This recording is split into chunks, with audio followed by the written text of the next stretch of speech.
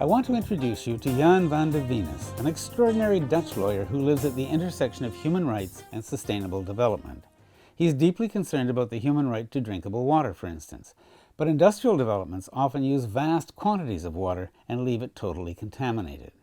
Sustainable development, therefore, has to respect the human right to drinkable water. And so, in addition to running his own law firm, JustLaw in Utrecht, Jan van de Venis is also director of the legal desk at the Swiss water conservation group Waterlex.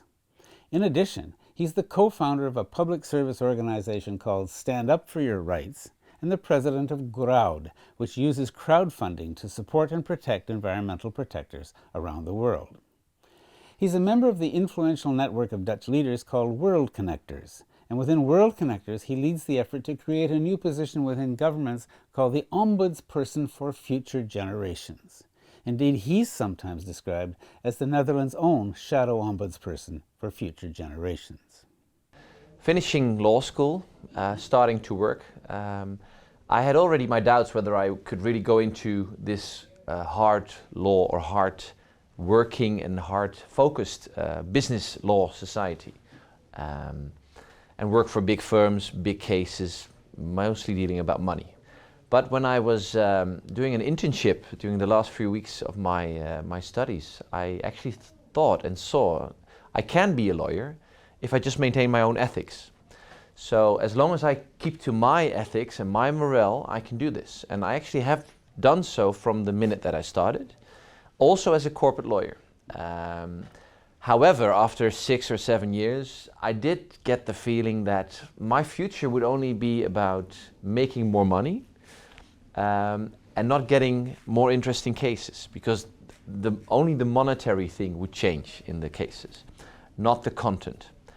So I started to realize, and as I realized that, I also thought, is this really what I want? I see that I have certain talents. Do I just want to use them for others to either make profit or bypass their responsibilities, because often lawyers do that, or they make contracts that are in the interests of one party. And often I saw the bigger picture, and I started thinking, and through a process that got me thinking of, is it then UN, or is it environmental, or is it human rights? I saw the link between human rights and sustainable development already. So linking environmental issues to human rights issues and law issues. Already seeing that the emerging sustainability development and agenda was not really taking law into consideration. It was mostly either being practical or was dealing with cases that were so gross when people got killed, and then you would have criminal law. But I was also looking at mechanisms through corporate law, enabling and stimulating companies to be more sustainable. And through this process, I ended up at a vacancy at Greenpeace International to become their corporate lawyer. So I did for Greenpeace all legal matters on ships, planes, offices, mortgages. Greenpeace is obviously also a big organization globally. And having done that for 2 or 3 years, even gotten more polluted with the human rights and sustainability virus, which I call it. And seeing the future behind that, and also seeing that people needed to do more with that, also the NGOs. I started sort of an internal campaign at Greenpeace to do more with human rights. So I said, if you take down a forest in Brazil, you don't just do something that's very negative to Earth and to nature, but you're also violating the rights of indigenous people. And maybe even my rights here in the Netherlands, because I can no longer visit that forest. Who owns that piece of forest? And then later on, as we will discuss later as well, I also thought, but what about future generations? Don't they have a voice? They're not recognized in all laws. They are, for instance, in the Constitution of Brazil, where the Constitution says there is human right to a healthy and clean environment for present and future generations. And that also got me thinking, and I was thinking, I'm a lawyer, and I actually have a lot of clients that do not exist yet. Who is calling out for them? Who is their lawyer? Who is invoking their interests? Who is sometimes stopping us from just living today and not thinking about the world that we actually are going to leave behind, because we are leaving that world behind, and it will be a heritage that our future generations cannot refuse. They will be stuck with that. Having done that within Greenpeace, it was not yet the time, I think, at those big NGOs to take the link between both environment and human rights. Because on the other side, I also went to NGOs like Amnesty International. And they also acknowledged that the work that I was doing was very good and was with good vision, and in the longer term with climate change and environmental issues growing. For instance, Amnesty also saw that this will be a topic, but not yet. And they also said, how do we tell the people that are backing us? How do we explain that we suddenly become environmental and are not just human rights? And I already said then, there is no distinction between human rights and environment if it comes to that. Because in fact, a rights-based approach to sustainability and environmental issues really brings it to the core. It's humans that impact the environment. It's humans that enjoy the environment. So it's also a human rights and a human needs issue. So for me, the link was very clear. And that actually, with support of several others, led to me setting up Stand Up For Your Rights, an NGO that actually is a bridge builder between human rights, development, and environmental NGOs. So not planning the next big new NGO, but really using our networks that we had built up between those NGOs to have them start working on joint issues. And that's about 7 years ago that I started that. And at the same time I set up my law firm, JustLaw. And through JustLaw, I always had the idea, if I do 50% of my time paid work through JustLaw, then I can spend about 50% of my time unpaid for Stand Up For Your Rights or any other work on sustainable development and human rights. And so I did. And I have, on average, been working in that manner for the last 7 to 8 years. Okay. Yeah. So about half of your time basically paying for the rent and the mortgage and the food. Yeah. And the other half following what you believe are the most important issues in the world.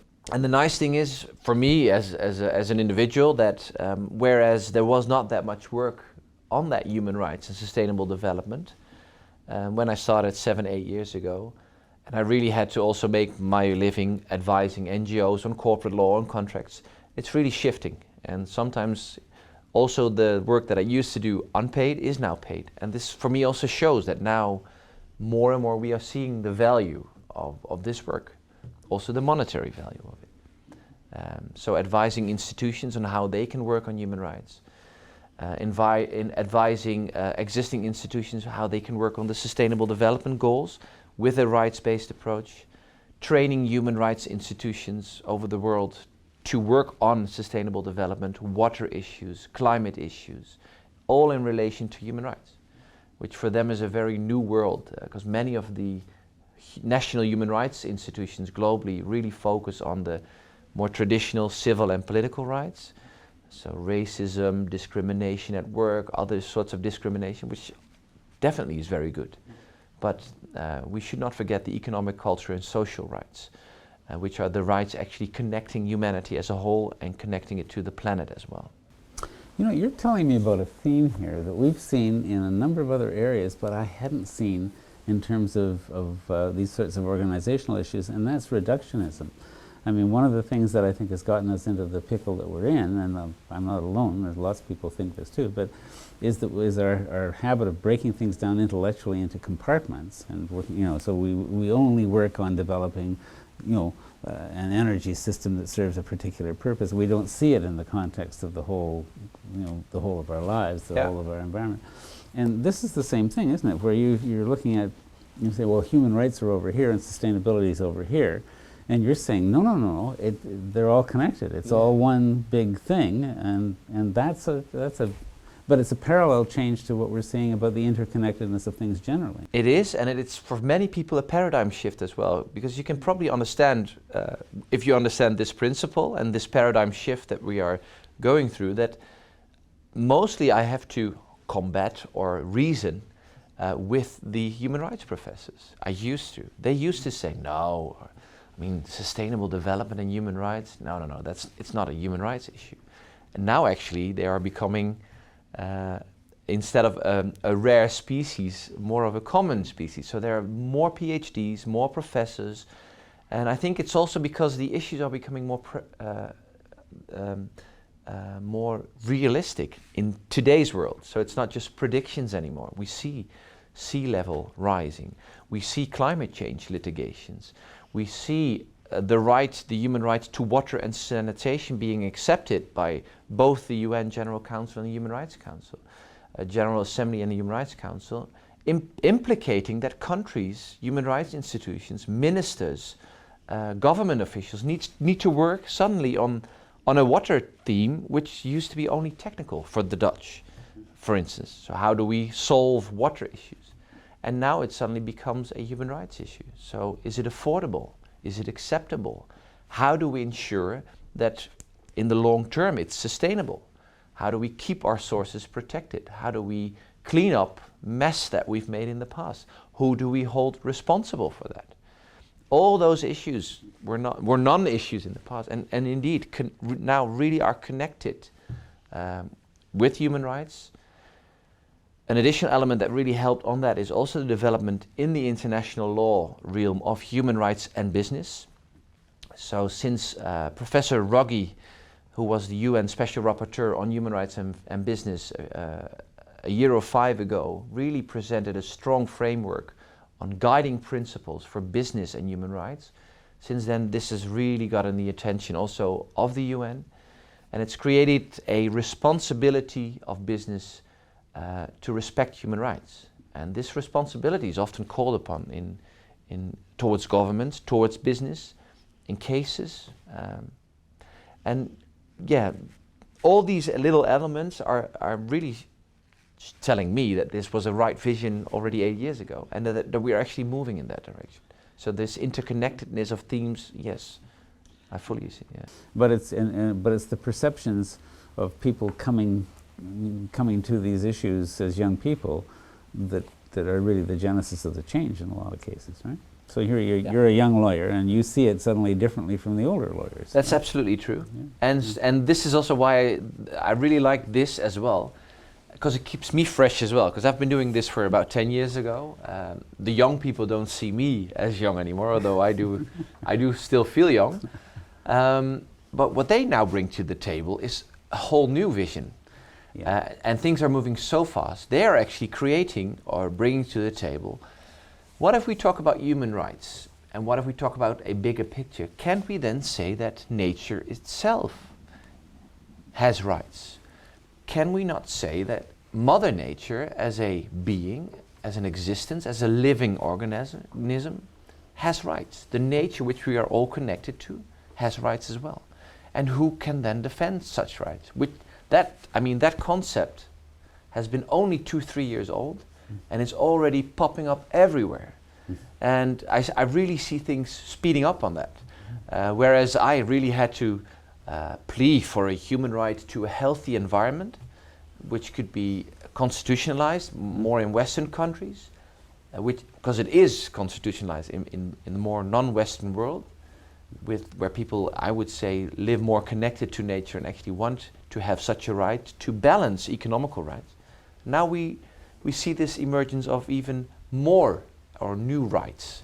So people are saying it's not just humans that have rights. Next step, it's also future generations that have rights and needs. So we have to safeguard those.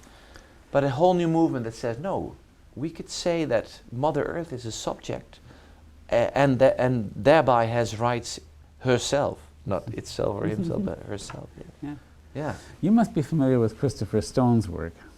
Not directly, but... I ran across, he wrote an essay, 30 years ago, 35 years ago, called Should Trees Have Standing? Towards Legal Rights for Natural Objects.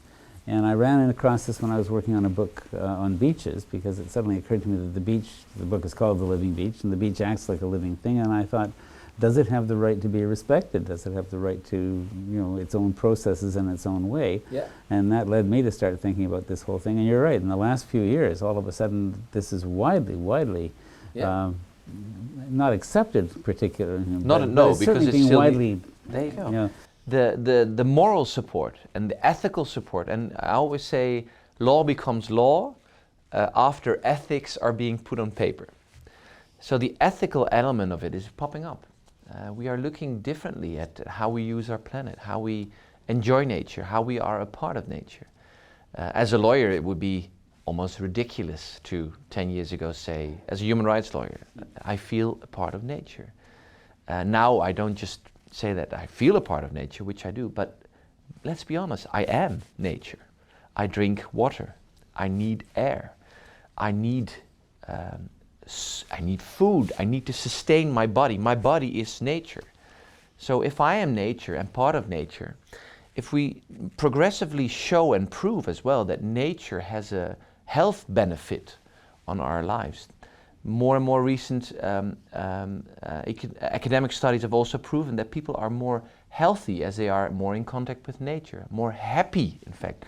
Now, if you then say, what is the meaning of life? And then you can link that to all sorts of religion. But if you keep it small and just say, let's at least try to be happy and focus on well-being, maybe even more than welfare or income or prosperity. And if you look at that, then connecting to nature makes you a happier being and creates more well-being. So in that case, yes.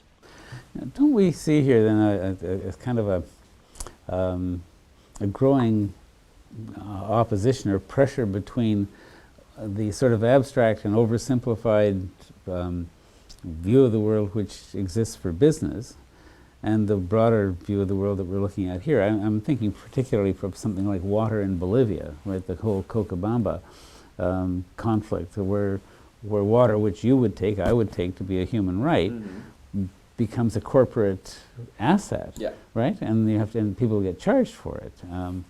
And all of a sudden now you've got profit being made out of it, and people are in the streets furious with it. It seems to me I see that all over the place, where we're saying, well, property rights with corporations are running straight up against this new perception that we've been talking about, right? I think that we see what we can acknowledge from the last decades is that in many cases business took over from government. Business was quicker, easier to adopt, jump into new technical means, actually even jump into to areas that used to be governmental. For instance, providing with water. And in many cases, governments have said, then we privatize, or then we sell the licenses. And in almost all cases where this has happened, especially to the elements that are truly needs of people, there has been either violations of needs of people. Because the interest of the company, as it has been over the last decade, is just to make profit for the shareholders. Thankfully, we are seeing more social business emerge every day, where the interest of the company is to contribute socially. Make a good living, but not just work for the profit of the shareholders. And every time that profit for the shareholder is stressed too much, we lose track of what is the interest, what is the bigger picture. So we lose track of, I sometimes call it sort of a schizophrenic way of working. I know people that work, for instance, at major oil companies like Shell. And during the day, they, through their work, are actually destroying our planet. Tar sands in Canada, taking away forest, scraping up tar sand, which costs 1 gallon of oil to create 2 gallons of oil that we can use. So it's amazingly energy intensive as well. But those same people that do this in their box, in their office, in the morning walk with their dog in this Dutch forest and say, I love nature. And I really enjoy nature. So how come that as a person you can love this nature and you step into the office and you lose this? I'm very happy to see that the younger generations somehow refuse to do this. This is my hope as well. So they say, I can't live that schizophrenic life where what I do in my job actually goes against what I stand for as a person. And I think it's a very honest message as well, is that we should stop doing that. We should stop saying, what I do at work is work, and what I do at home is home. You cannot, with one hand, pet the earth or love the earth, and with the other, destroy it through your work. And that's part of that same integrating pattern that Definitely. we've already talked about, Yeah. where people are basically saying, I can't be disintegrated Yeah. in that fashion, right? Yeah, and it's also difficult because in this holism, I mean, as a lawyer, I feel most confident on legal matters, but I suddenly have to know not just something about climate change, but I have to know a lot about climate change because I want to talk about climate change. And I have to know a lot about water. And I have to know a lot of, so it's difficult as well because water people now need to know about human rights. So that's the, I mean, there is an element of knowledge and contributing, I would say, where we should say we see this integrated, we see this whole approach, but let people have their specialism and let people have their guidance through their specialism. And some subjects, like water, really do flow literally right across the spectrum, right? You know, they're private, they're public, they're private, they're personal. It's you know. Well, water has been a real, a major feature in your life, right? Yes, and water. Yeah, I always say sometimes, like water, many things flow in the path of least resistance. Water has been a very crucial element in all the work that I've done. I also work for a Swiss NGO, Waterlex, at this point, where actually this human rights-based approach to water governance is key. So we assess laws of countries, we train human rights institutions and judges and politicians on what it means to have a right to water and sanitation. This will be a crucial element for the years to come. I mean, there are many issues, from environmental degradations to the going extinct of species, but water will touch us more than anything else, I think, as we have really over the last decades taken so much from our natural resources. We've already pumped away 1/3 of the global subterranean water reserves that are accessible to us, and we're not filling them up again. We're taking away forests that are actually keeping the water down and creating more up and downpour at the situation. So we are creating desertification. And we are using water in an unsustainable way. We're just often just saying, okay, who needs water? Business calls first, then business gets first. So 75 to 80% of all water goes to agriculture, which yes, we need for our food, but not that much. And if we use it more smartly, we first direct it to people, and then we can use that water, which has more nutrients in it, for agriculture, where in this case now we use water for agriculture and it comes out polluted and we cannot drink it. So all these priorities also need to be made in the years to come, but we're already seeing, and many people will deny this, but also scientific proof is coming forward to prove this, that more and more global conflicts are actually sparked by water. There's a big link with the first start of the Syrian conflict that started with water. There are several Sudan conflicts that, yes, there were interreligious or intercultural or inter-tribe issues, but water was the drop, as we say in Dutch, that was the drop that spilled over the edge of the bucket, or it's just, the English expression is the straw that broke the camel's back. Yeah. We have a similar expression where we say the bucket is full, and this drop was max, and now the bucket is overflowing, and which is a very nice link to water. And maybe we can introduce that in the English language as well, but it's a crucial issue and a crucial matter. You could say this is the drop that broke the dam, and now we're back to Holland in a big way. As well, Yeah. And talking about that, we just recently had a big dam break in Brazil, creating an enormous spill of chemicals. And I think the number now is 250,000 people that do not have access to clean drinking water because of bad governance of a company in charge of a mine project. And we are putting, as a society, such great risks into the hands of corporations that are actually just there for profit at this point. And that's a risk we just cannot take, because what happens if they fail? Well, you would see the bankruptcy of the company, but what happens to the people that failed? Well, in most law and in most situations, they would be untouchable because they were just the directors and we give the rights to the legal entity. So who cleans up? Government. So we all pay for the negative impact, and the profit, the short-term profit that was made, just goes into the hand of a few.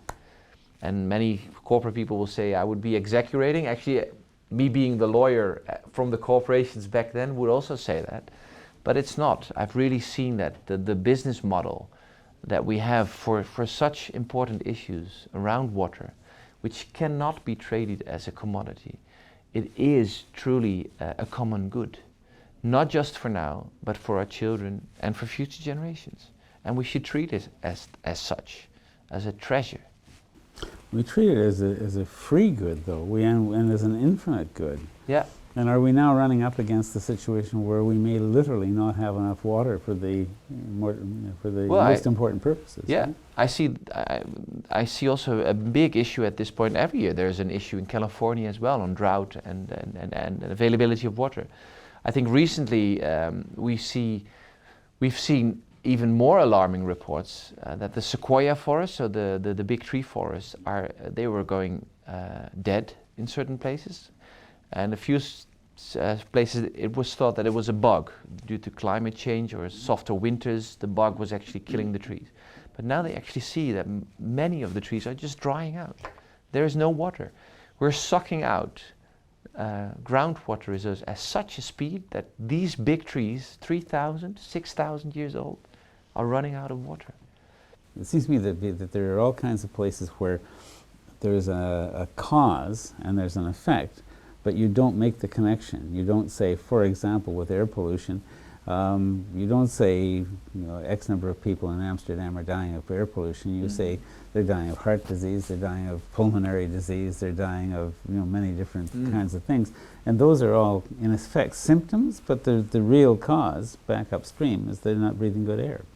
Yeah, and the bigger picture of the real cause is humanity not living in imbalance with nature. And it's true, any new development that we make, we jump on it as humans, and we start producing or start doing something. And we often do not use a precautionary principle. So when we run into issues, then we try to solve them. And I think our planet is showing many systems of a disease which is called humanity at this point.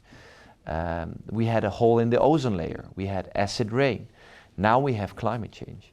And climate change is becoming so big, I'm not sure whether we actually will be effective in combating this, but if we just do this based on CO2 emissions, and we don't change as a species, we will have a next issue.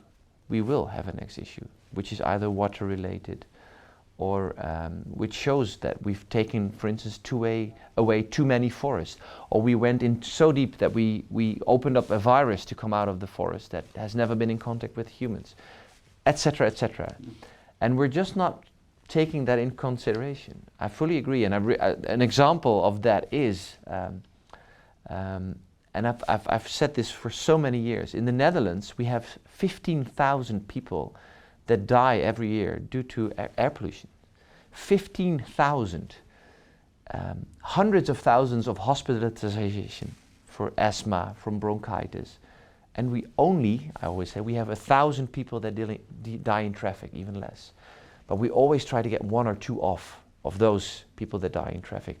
Why? I think one element is because we see them. We see them bended around a tree or crashed against each other. That creates fear.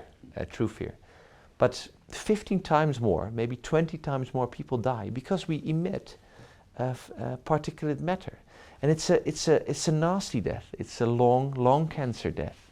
We take a year of our lives, also scientifically proven in the Netherlands, and we just accept this.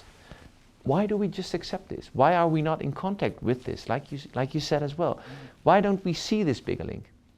And for me, the hopeful thing is because every new program on renewable energy, for instance, there's a EU program for 2030 on renewable energy. So now the official government plan bureaus or institutions that have to calculate what actually happens if we do that are also calculating the positive impacts on health. So they're actually saying if we meet this 2030 objective, this is actually going to save us millions, maybe billions of money on healthcare.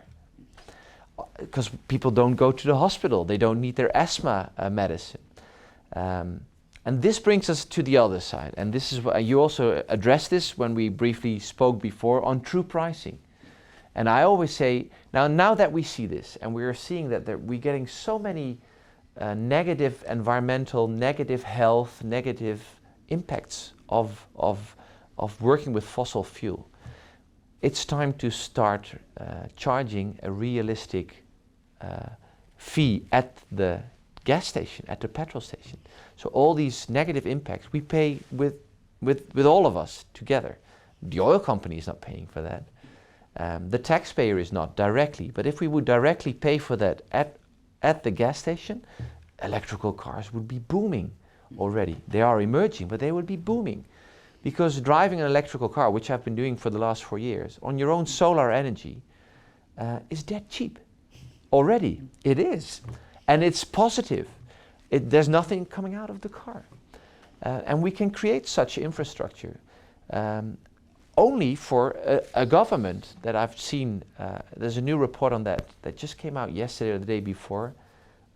Governments are still subsidizing fossil fuels 4 times to 5 times more than renewable energies. So there are many people that say renewable energy, it's a subsidized fuel. No, fossil fuel is subsidized 4 times more. So we are creating incentives in an economic market that are not realistic.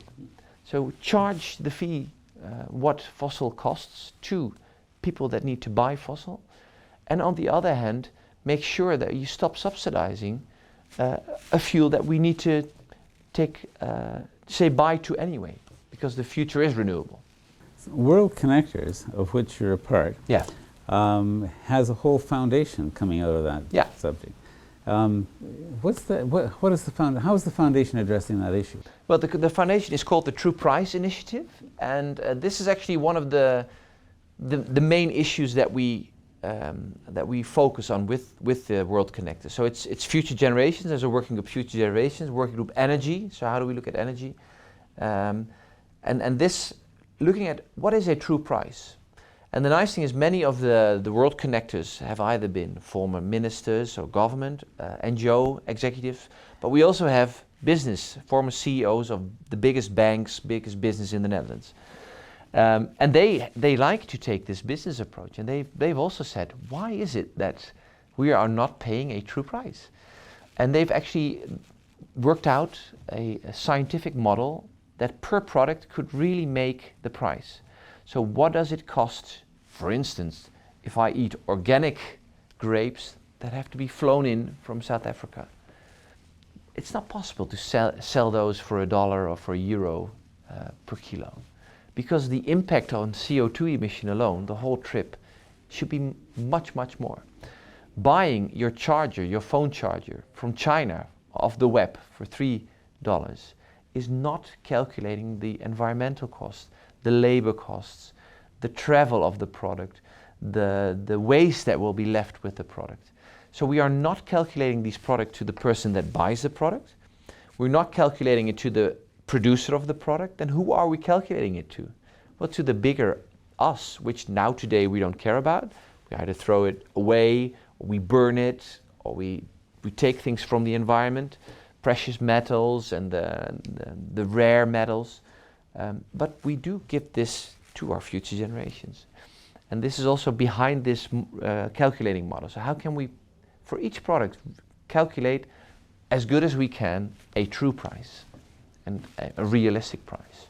Now, if we had that, and I think we do, from what you're saying, I think there are other examples too, how do you get that to be the price that's actually charged? Because we know what it is, but we're not charging it. So how do we make that jump from what we know to what we do? Well, this requires, the nice thing is, it's 2 ways. One, I would say it requires a government that does so, because why is the government there? I'm not a socialist that says we just need to have a government because of the fact that we need a government. No, but there are issues that you cannot leave in the hands of people and companies with short-term interest. They just don't look at that bigger or longer term picture. This is why we need government to do that. This is also why we need an ombudsman for future generations, to show the impact and to show those elements of long-termism. But the other side of things is, if we do this, if we create this true price, it actually, on a realistic way, supports companies that are already doing this. So are more working in an organic way, or are looking at how do I make my chain efficient, not just in a monetary perspective, but for instance, how can I use as many local products as I can, support local economy, produce locally, so that I do not create these huge costs for the environment. So it actually makes the whole process more efficient. And I think in the end, this is also what business is about, is being as efficient as we can. Well, you know, Lord Stern, when he did the big review, 10 years ago or more thereabouts, he said that climate change was the biggest market failure in history. Although, given the climate case here in the Netherlands, I wonder if there's a way of using the courts. Well, and this is what I've been pleading for many years. I think there are, and yeah, this is, it may be nice to put this as this, but there are for me 4 ways to use the law. One law is actually writing on paper what is the ethics. So, and that needs to happen. In many countries, ethics have gone beyond to what is currently the law. And then you get case law by judges, and then suddenly this case law is also put into law. And that becomes the law. And why is that necessary? Because that's the second step. Law is a tool to be used. Law can be used to set the boundaries of what we actually can and cannot do. And stepping into the next point is when it's a tool to be used, it's also the rules to be respected. And at this point, we see business as a law subject, so they are a natural legal person or a corporate legal person, and they can act as a person. But when they die, when they go bankrupt, or when they mess up, we don't have people or real things to chase after. So then they're gone, and then, like you said, the government is there to take care of that. And that's a system that doesn't work. So if you want to create a system that wants to support individual capacity, like capitalism in some way does, there's a lot of energy on it. If you think about something new, you can do it, you can put it in the market, American dream, you can make a change. But it doesn't, in many cases, the law doesn't give you these moral or legal restrictions saying, but if you do this, you do have to take care about other people, about the environment, about future generations, because you just cannot take out and put in. And I've also pleaded for many new law on that. For instance, there's a law in the Netherlands and in many countries that if you are, as a director or a board member of a company, responsible in some way for the bankruptcy of a company, then the curator, as it's called here, can go after you and your private money to recollect some of the money that you messed up through letting the company go bankrupt. And for all those businessmen, this is clear. They learn this in their education. So they are taught this, they know this law. But why don't we extend that to violating human rights and violating the environment? Because then it's not only a morale that people need to abide by, but it's in their business books.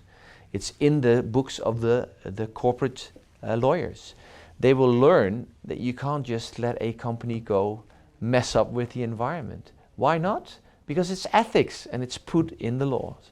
And that, I think it's very important, and we still have a lot of ground to cover to create better laws to actually safeguard our planet for the longer run. Because although I see morale coming up and business is changing, we need to institutionalize these limitations to business as well. Because often business say, we're not doing anything against the law. We're abiding by the rules. And as soon as we have to move out of a country or move out of tar sands or move out of anything because of a new law, we will. We're not doing anything against the law. And laws like this would make this reasoning different. Now I've put 3 of the elements on the table. The 4th element is, if we don't manage, we have to be able to go to court. And even before the climate case here in the Netherlands, I was part of a working group that actually was debating or working with several NGOs to plan such a case. Why? Because I knew that based on human rights and based on law and based on ethics that need to become law, the way we are dealing with economy, the way we are dealing with climate change is just not just. It's not right. And judges will say this. And judges will create this new law if government doesn't do so. In a good country, politicians create the laws that we need to abide by. And so this is also for me, it's a big appeal to politicians to do so. But also know that the politicians have short-term interests. They are there as long as they are there, and if they're re-elected, part of their bigger interest is to become re-elected again. So this is also why we need, for instance, those ombudsmen and guardians for future generations that do not have this political term, have a longer term to sit and to work. But we also need definitely judges. So we need these cases. And going to court is not a bad thing. I often hear if you sue someone, that's so negative. No, why don't you just agree on I say A, you say B, we don't agree. Let's ask the judge, what does the law say? In this case as well, let's ask the judge, what does the law say? And all the political parties and the government that now has said, we will appeal this ruling. Not many of them have really read what the judges have written.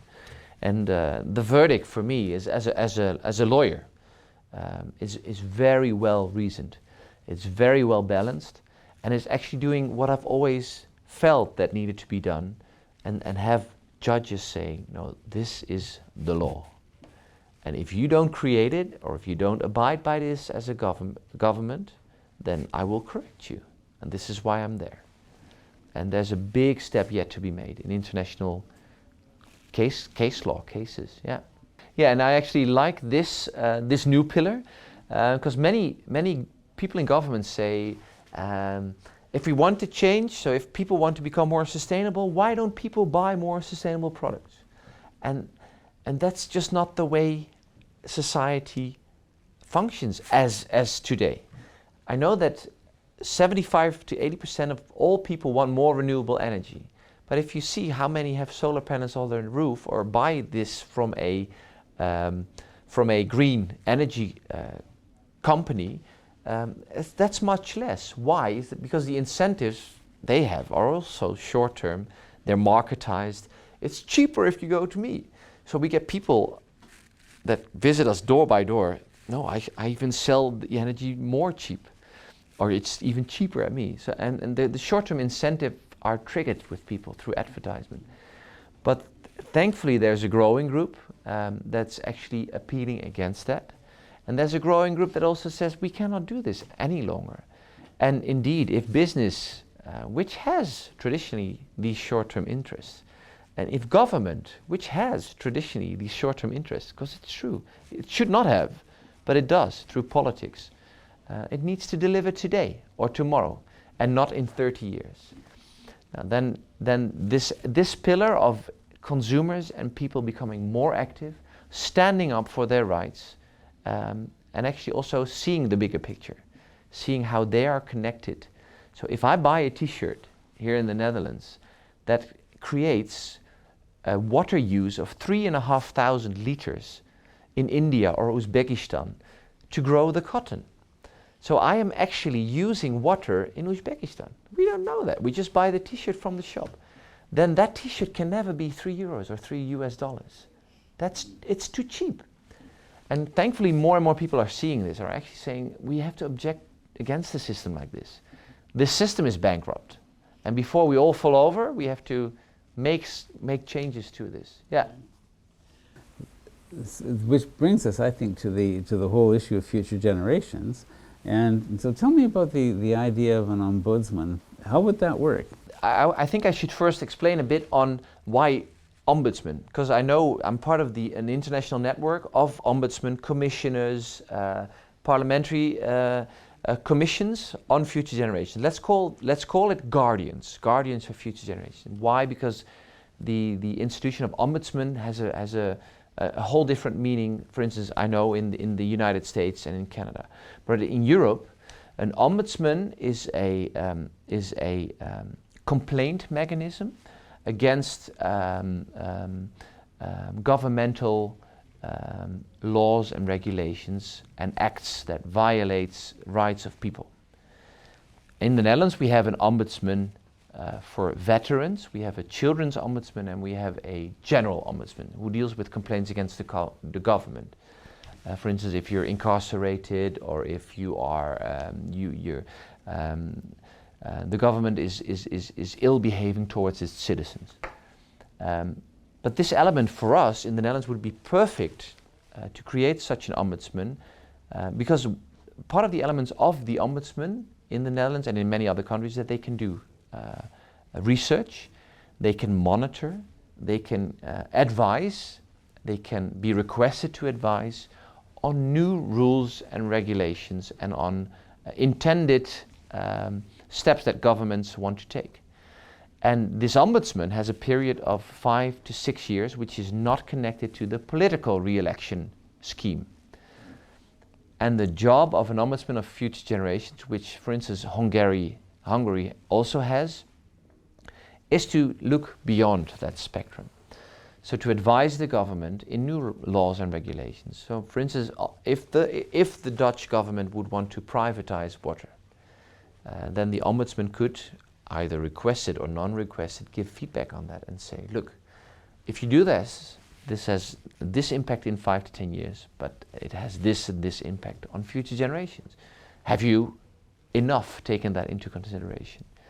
And the elements that I just said, moving towards renewable energy will clean up the air, will create healthier, happier lives for people. Have you taken that into consideration when you just signed a new deal to make a gas cylinder for us to store gas and put 10 billion euros in that to enable Russian gas to go through our country and to go abroad, which is fossil fuel subsidy.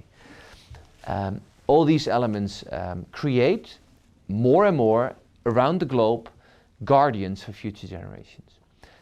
A nice example is recently a law has been adopted in Wales, which is called the Act on the Well-being of Future Generations. And this doesn't do only the environmental side of things, but it also looks at economy, cultural values, and natural heritage. So it's actually looking at what do we have in our country that is so precious that we want to protect for now and for the longer run, for future generations. And the guardian that they've created in Wales is a commissioner for future generations. So every country can have its own wording or name. For the Netherlands, this ombudsperson would really fit within the Dutch system. Mm-hmm. Mm-hmm. And the person who is the commissioner or the ombudsperson or whatever has primarily a persuasive role? That depends on the country. There is an example of an Israeli parliamentary commissioner who had to safeguard the rights of future generations, and he has stopped several laws. He had the right to stop the law if it was not reflecting or not taking into consideration the rights and needs of future generations. And he did that several times. It is an existing position in some countries. But he's no longer there. Oh. So you need sufficient democratic legitimacy as well. So if you are too obviously also the ombudsman needs to be in some way morally very clear, but on what he can do and what he does, there needs to be a diplomatic, then those skills need to be there as well. Because if you would have the right to block a law and you would block the first 5 laws that you see, then politicians will definitely look at a way to get rid of you. Yes, sure. And this is already what we've seen internationally. Mm-hmm. So yes, this ombudsman needs to have high morale, a high standing, a high level of appreciated feedback. The question is, do you want this ombudsman in fact to block laws? I think you also have, even Obama has the right to veto laws, but On many cases, when you do that, it's also the last law you veto, or the last. So there is this is also a long-term interest. So this needs to be balanced as well. Yeah. But and you said Hungary has such a person. Yeah. Now, how does it work in Hungary? The Hungarian Ombudsman for Future Generations has a strong mandate based on a constitutionally recognized human right to a healthy environment. And this is his mandate. And he, based on that mandate, can look at developments. He's been involved in privatization of water. He's been involved in taking away protected environmental areas for development, which he had stopped based on that. And he's just a constant memory and reminder of taking into consideration the longer term. So we would say, this is a protected area, we need to now build a parking lot or a space for a business to emerge. And then, did we really think about, do we still need that business in 10 years? Or by then will we have destroyed this piece of land and have empty offices? So it's a lose situation. So do we really need it here and now? And I think this element, so this really long-term thinking, is crucial. I don't think, and that's a realistic, I mean, there is no element in society that has such a big role that it's crucial to for instance, be the empire and change everything and be, it's not, because there is a balance in society. And it needs to fit in there, but it is really needed to get these interests, to get this long-term thinking in there. It's. I mean, we can. Well, actually, it's the first time, and this is also very nice, because as humans, we've always been connected to history, through tales, myths, religion, history, and we are connected to people today, because we interact. I see my people around. There are human rights, and it's the first time I think consciously in Western society that we feel connected to future generations, and part of that is because we do studies into what will happen in the future, and we're actually seeing that we are, by the ways that we are living today, restricting their future and their ways of development. Old and ancient and indigenous people have this reasoning and have an institutionalized thinking about future generations. There's this 7th generation principle in several indigenous tribes and groups around the world, where you do not do something if you are sure that it can impact in a negative way 7 generations to come. So you take this into your system, and we just never have, and it's time that we do. That's a fascinating perspective, because one of the things we found in all the interviews we've been doing, and we keep running up against the sense of the wisdom of the indigenous peoples, and that they do understand things that are just not on the horizon for Western industrial countries. Yeah. It's like they are connected not just to the nature, but to a bigger planet in time as well.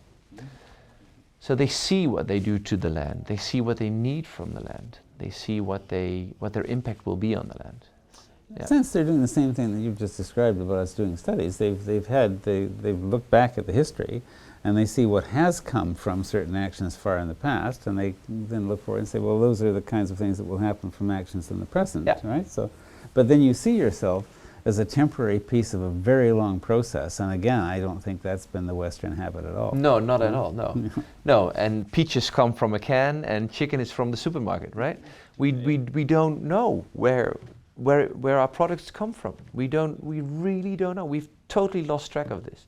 And we just go to our office in the morning, do our work, like I said, with sort of a blindness for all the impact that we have through that.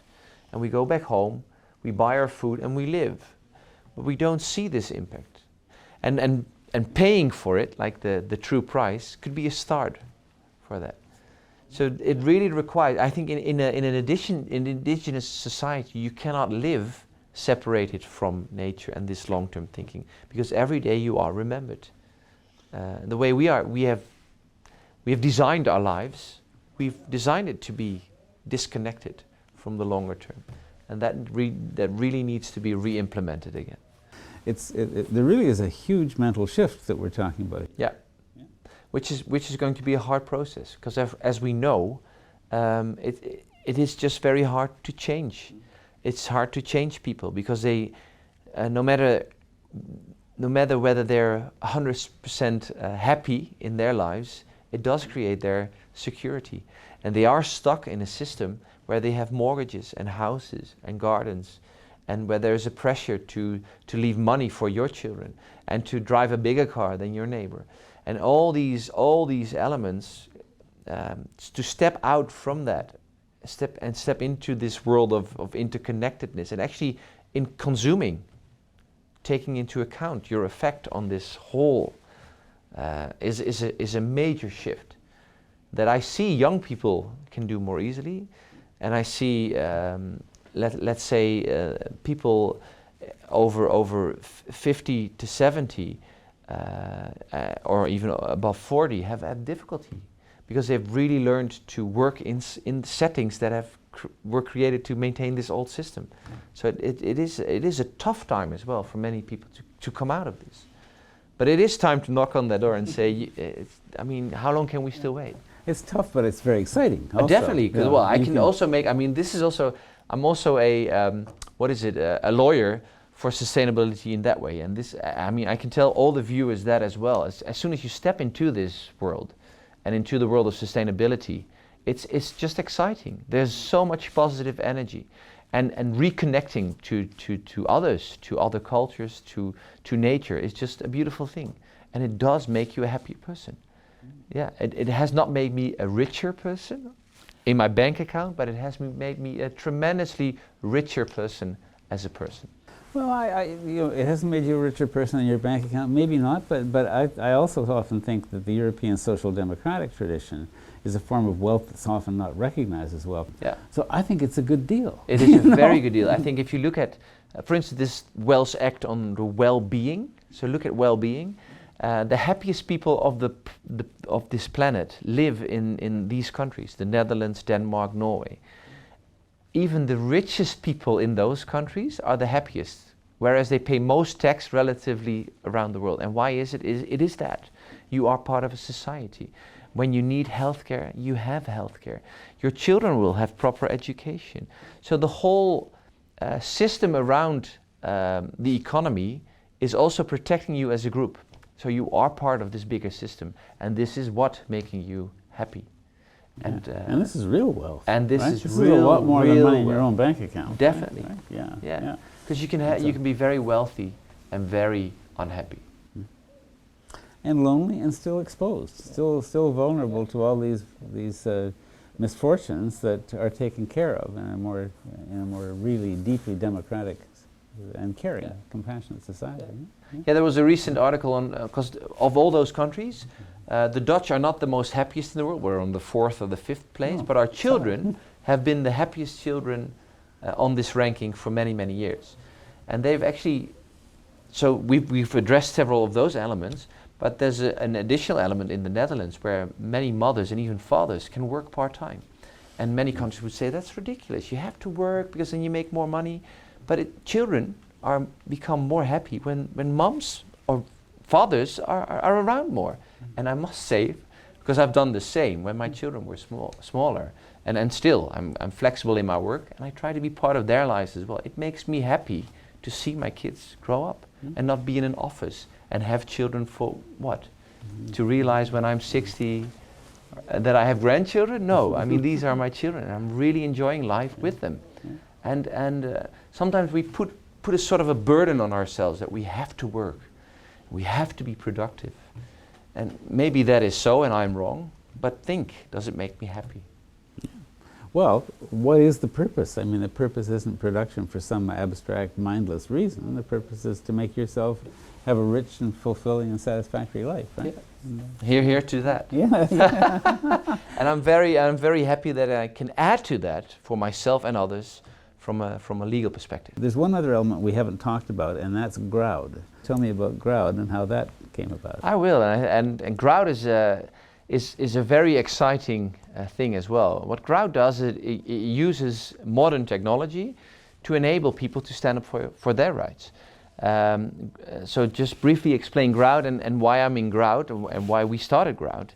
Grrowd is started as a crowdfunding platform for cases, for legal cases around this planet.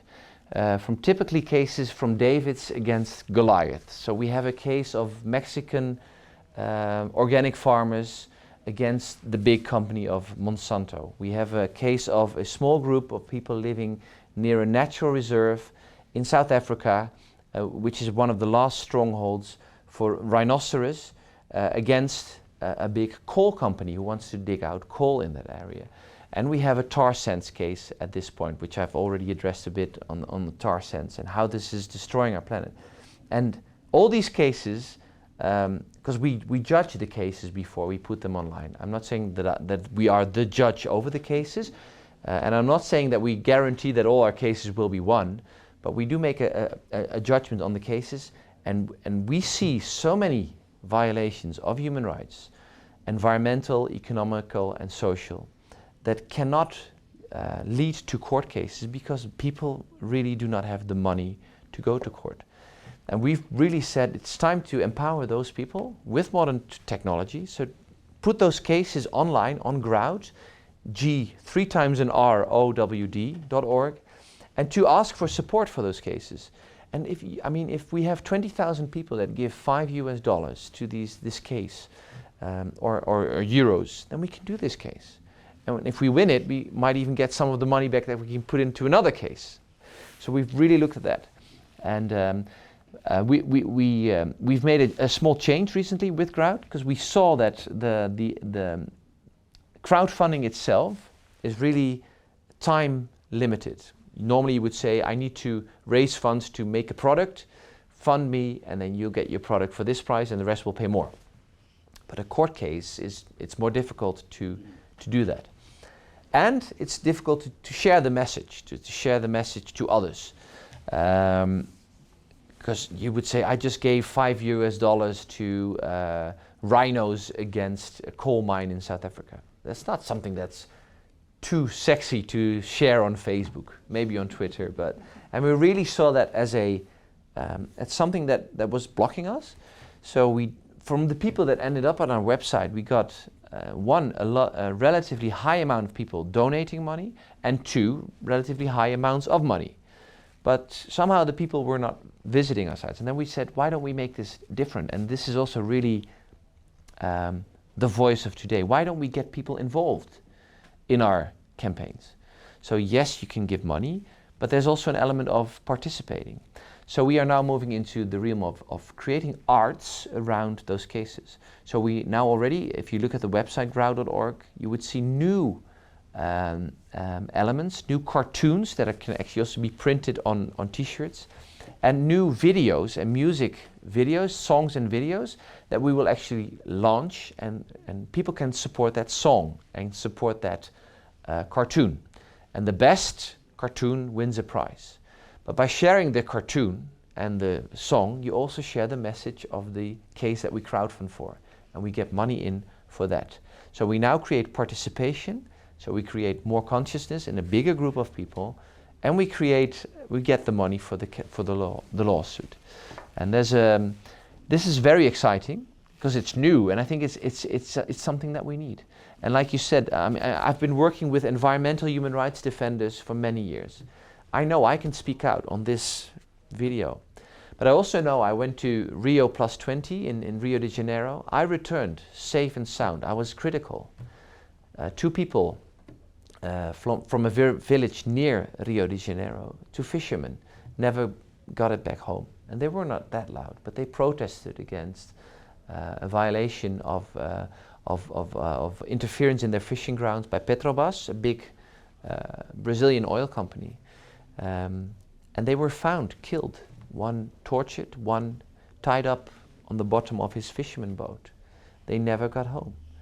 And it's for people like them that I think we need to empower the law to work for people like them. I feel protected. I'm part of the network of the World Connectors. I mean, people won't just tie me on top of that or on the bottom of that boat. but it's for the people that do not have a law degree, but that see these violations, that see the human rights violations, and needed to be protected. Hundreds of people die. I think it's averagely 2 people die every week, environmental human rights defenders globally. Many are threatened, raped, incarcerated, treated as villains because they stand up for human rights. We want to empower those people via Grrowd.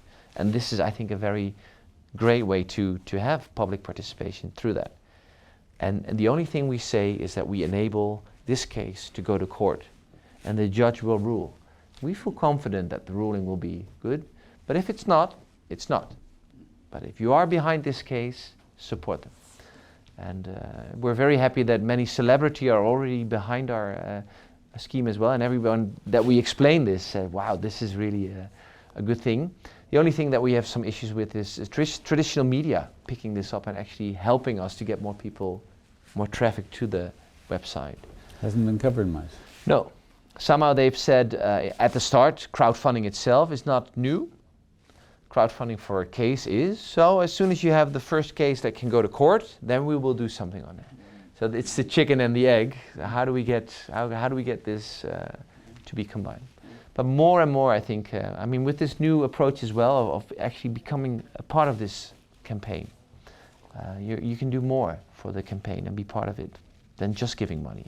Yeah. And sharing this positive story. Buy a T-shirt where your cartoon is on, or a mug, and actually be part of the solution. And yeah, I'm very proud to be on the team, to be the chair and be on the team of Grrowd. Many of the things that we are addressing today are still, for some people, experimental, or some people would say, do we really need this? Even the right to a healthy environment is still under debate. What I think will happen in the future, so 5 years from now, we're sitting at the same desk. I think we will, this element which is going so fast of Mother Earth having rights will be much further. Animals having rights will be much further development. There's a big campaign, you may have interviewed her as well, with Polly Higgins, the ecocide movement. I think ecocide, if it's not there in 5 years, it will be there in 5 to 10 years. It takes time for these things to change. But it will be in our conscience that intentionally or maliciously destroying nature is a crime against nature and against humanity. And those elements will spark up and will grow. And I have the hope, I've always said, for me there are 2 scenarios. We either live on this planet in 2100, so this will be in what is it, 85 years? If I'm still alive by then, probably I will be, because technology will change. So maybe we can even have this conversation by then, let's hope so. By that time, I see 2 scenarios. We either live on this planet in a sustainable way, probably with a few billion less than we envisage right now. So we create this, also this conscience that we cannot live on this planet with 50 billion people in the way that we do right now. So ideally we get a little less people, which is an automatic process, which we don't interfere in, and we are on a more sustainable planet. Or I do see, and this is scenario B, which is a realistic scenario.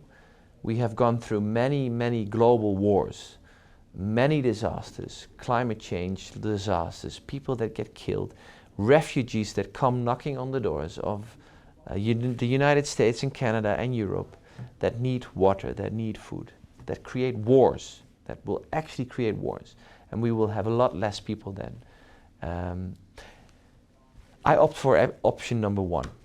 So A, and which is the positive outcome, and I think we can do this. If you see if we use technology for the benefit of all, and not just for the rich few in the top of the pyramid, but for the benefit of all, we can really create this planet. If you look at self-driving cars today, these will be the self-driving agriculture machines in the future. So we can do the planting, the harvesting, everything automated. So people will have to work less, and we can talk about these issues more. We will have food because we together say that we need this. So this will be the more social democratic element. If we stay in capitalism, we're lost. We're doomed as humanity. I really think so.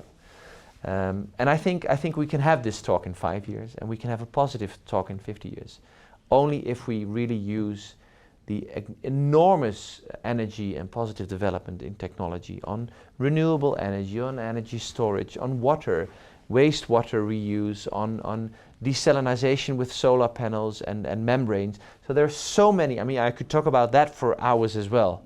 There's so many promising new technological developments that if we really, with that, come to the understanding that we are one humanity with one global common future, and we use it in that way, that we can create a prosperous, happy future for all. Yeah. Jan van de Venis, the Netherlands' tireless advocate for sustainable development rooted in respect for human rights.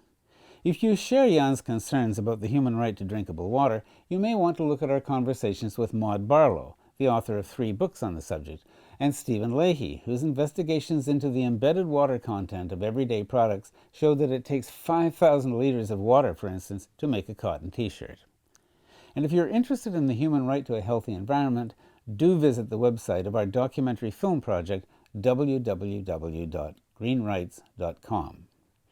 For The Green Interview, I'm Silver Donald Cameron. Thanks for watching.